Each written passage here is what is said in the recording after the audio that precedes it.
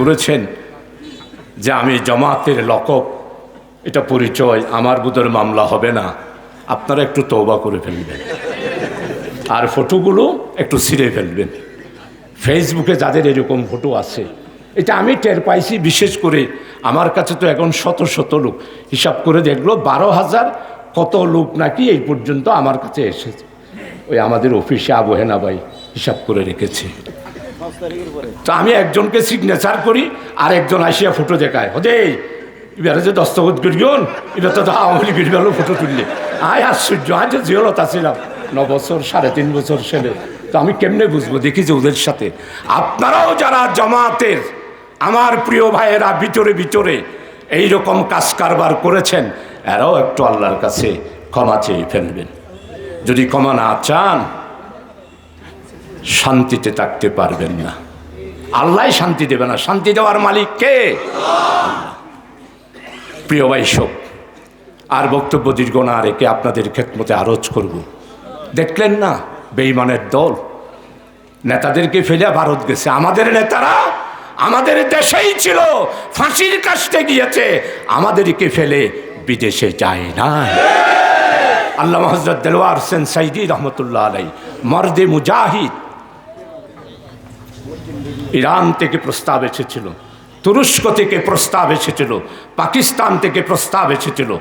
আমাদের মোহতারাম আমিরি জামাতের কাছে তো অলরেডি অনেক প্রস্তাব এসেছিল।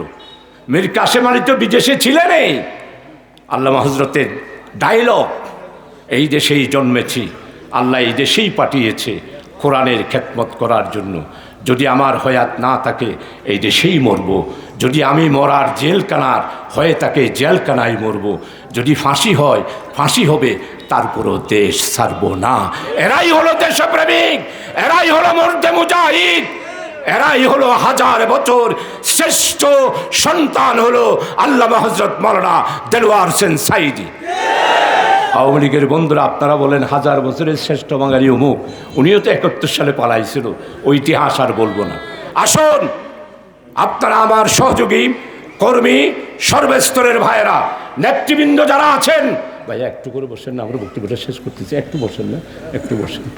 নেতৃবৃন্দ যারা আছেন তাদেরকে অনুরোধ করব, আপনারা যে যত বেশি ত্যাগ এবং কুরবানি পেশ করবেন, যত বেশি পরিশ্রম দেবেন, পাড়ায় পাড়ায় ইউনিট গঠন করবেন, মহল্লায় মহল্লায় ইউনিট গঠন করবেন, আমার প্রিয় ভাইয়েরা প্রত্যেক দুয়ারে দুয়ারে গিয়ে যেই সুযোগ এসেছে ইসলামী রাষ্ট্রের দাওয়াত দেবেন, ইসলামের দাওয়াত দেবেন।